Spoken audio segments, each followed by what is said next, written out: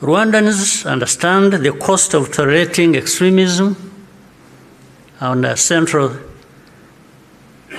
security principle is to put the protection of civilians first. After the genocide, Rwandans chose to rebuild our country together. With that came a promise to never let the politics of genocide take root ever again.